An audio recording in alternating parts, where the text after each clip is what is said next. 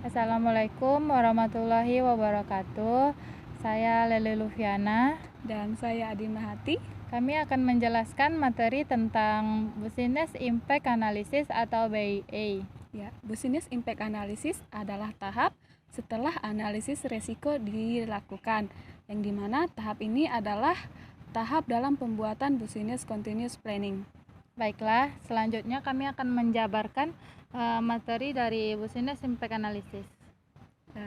Silahkan tonton sampai habis.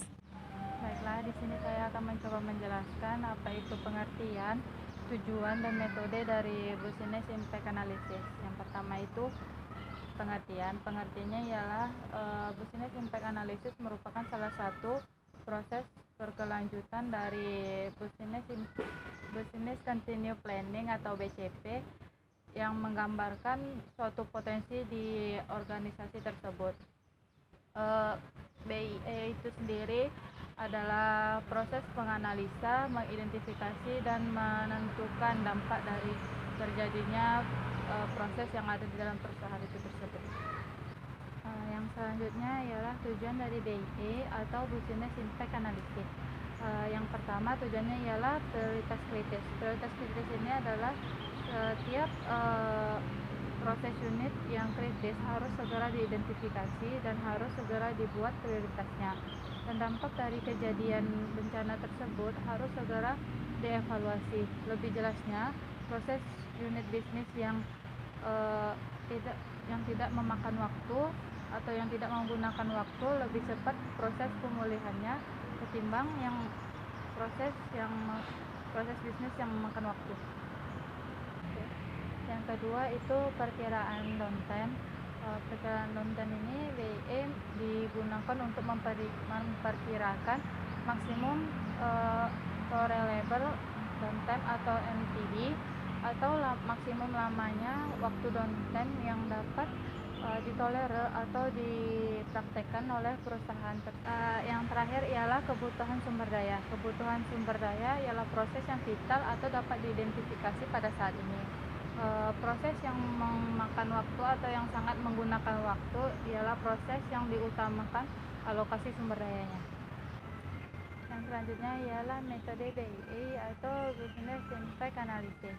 Yang pertama metodenya ialah metode hot recovery.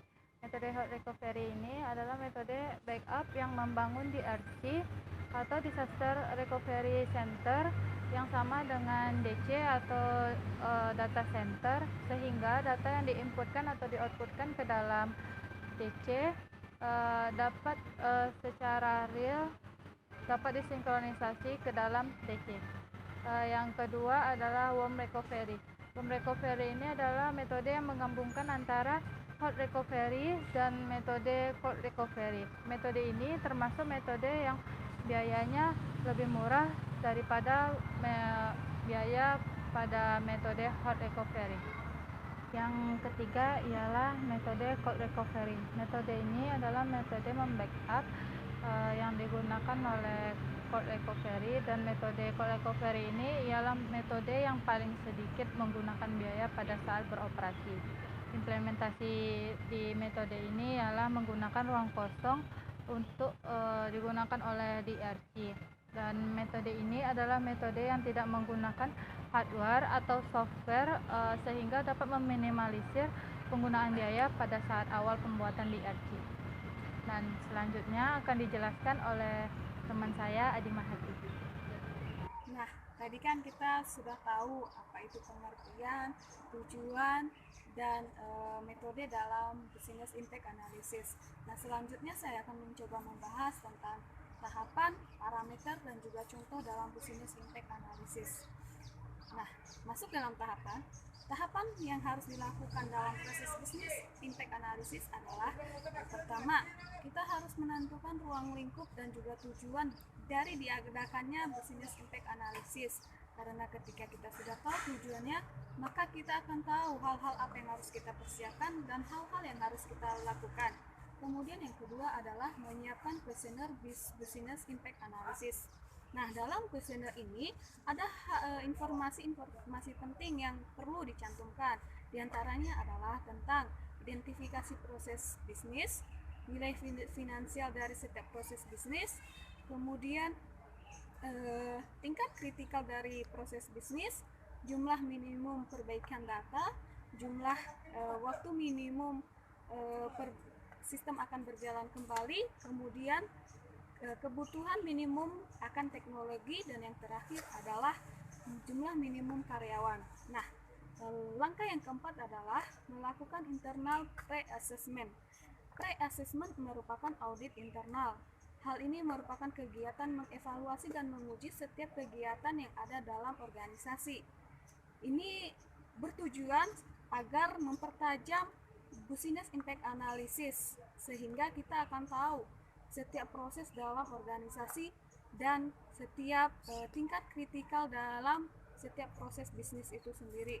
Nah, yang kelima adalah melakukan workshop business impact analysis. Ini merupakan kegiatan mensosialisasikan business impact analysis terhadap terhadap pihak-pihak terkait. Ini termasuk dalam hal pengisian kuesioner yang telah kita persiapkan dan juga pendistribusiannya untuk unit-unit yang kita perlukan. Kemudian yang keenamnya adalah mengumpulkan kuesioner yang sudah diisi. Dan yang ketujuh adalah melakukan review terhadap business impact analysis. Review ini dilakukan berdasarkan hasil kuesioner yang telah dikumpulkan tadi. Review kuesioner ini bertujuan untuk memperoleh informasi tentang identifikasi proses bisnis, waktu maksimum yang diperlukan untuk perbaikan sistem, waktu maksimum yang diperlukan untuk perbaikan data, dan juga jumlah sumber daya yang diperlukan.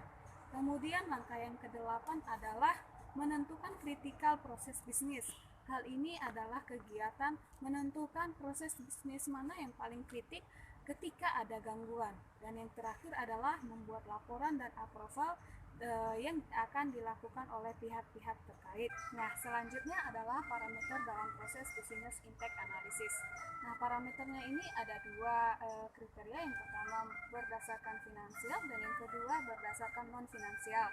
Kalau berdasarkan finansial itu pasti berhubungan dengan keuangan, dan kalau non-finansial itu tidak berhubungan dengan keuangan, bisa saja berhubungan dengan servis atau layanan. Nah, untuk parameter yang secara finansial diantaranya adalah profit and or cash flow.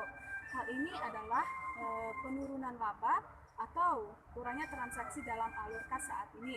Kemudian yang kedua adalah loss of existing and or new business.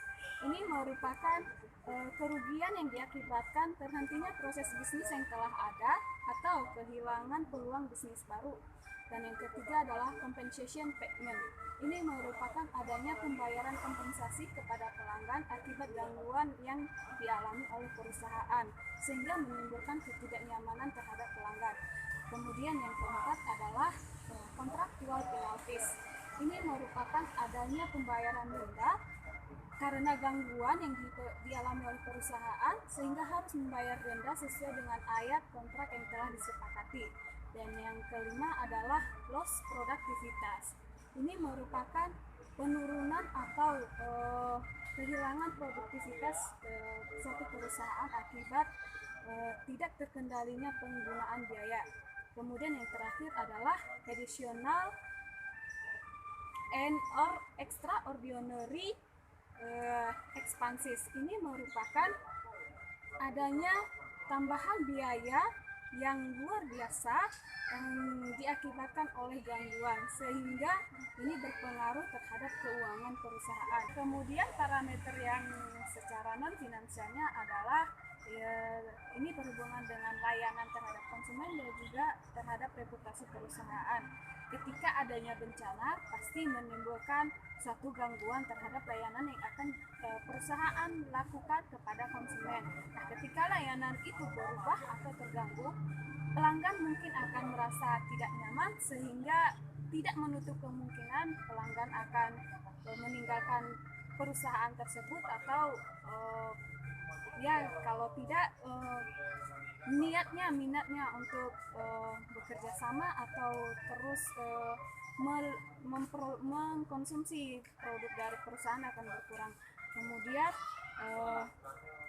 yang kedua, parameternya yang kedua adalah secara reputasi perusahaan.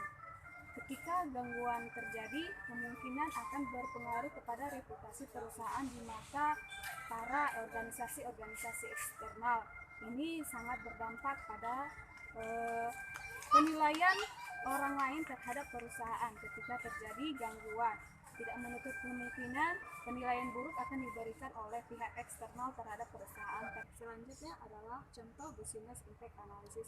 Mungkin teman-teman masih ragu atau masih gamblang tentang business impact analysis itu seperti apa. Nah, berikut adalah contohnya. Terlihat pada tabel di samping. Kami mengambil contoh dari proses bisnis sebuah bank. Terlihat bahwa ada 3 penilaian yang akan dinilai. Ya, tiga itu dinilai dari fungsi bisnis yang terjadi pada sebuah bank. Fungsi bisnis yang dinilai adalah dari back office, information technology, dan juga dari teller operation. Terlihat ada beberapa kriteria penilaian dalam proses PE. Yang pertama ada total dependencies, atau total ketergantungan. Kemudian ada beberapa dampak. Yang pertama dampak terhadap customer, terus kemudian dampak terhadap finansial atau keuangan, dampak terhadap sumber daya atau resource, dan yang terakhir dampak terhadap legal atau reputasi perusahaan. Nah, selain itu juga ada ditentukan recovery point object atau waktu atau batas data atau batas kehilangan data selama gangguan terjadi. Kemudian ada RTO atau recovery time objective atau batas waktu tidak berfungsinya bisnis yang diperbolehkan, dan kemudian ada maksimum allowed downtime atau waktu maksimum yang diizinkan ketika sistem down. Dan terakhir ada ratingnya, tingkat kritikal dari masing-masing proses bisnis tadi. Nah, terlihat bahwa total dependencies yang tertinggi ada pada information technology yaitu 24, dan kemudian back office ada 13, dan untuk teller operation ada 10. Nah, angka ini diperoleh dari langkah sebelumnya, yaitu langkah sebelum business impact analysis, yaitu adalah analisis resiko. Analisis resiko itu adalah langkah-langkah untuk menilai sebuah resiko yang akan terjadi. Nah, di sini ada didapatkan total ketergantungannya. Kemudian juga ada didapatkan RPO, dan juga maksimum allowable-nya. Nah, dari tabel tersebut dapat diketahui bahwa proses bisnis yang memiliki tingkat kritik yang paling tinggi adalah pada teller operation. Mengapa? Karena untuk dampak terhadap customer dan juga dampak terhadap legal atau reputasi itu memiliki tingkat kritikal yang ekstrim atau sangat berbahaya, ditambah dengan dampak terhadap finansial dan juga terhadap resource itu tingkat kritikalnya high. Jadi dari proses bisnis yang ada, yang memiliki tingkat kritikal yang paling tinggi adalah teller operation. Nah, demikianlah contoh dari business impact analysis, dan demikian juga materi yang dapat kami sampaikan. Lebih dan kurang kami mohon maaf. Kritik dan saran yang membangun sangat kami harapkan untuk perbaikan video ke depannya. Sekian dari kami. Bye-bye.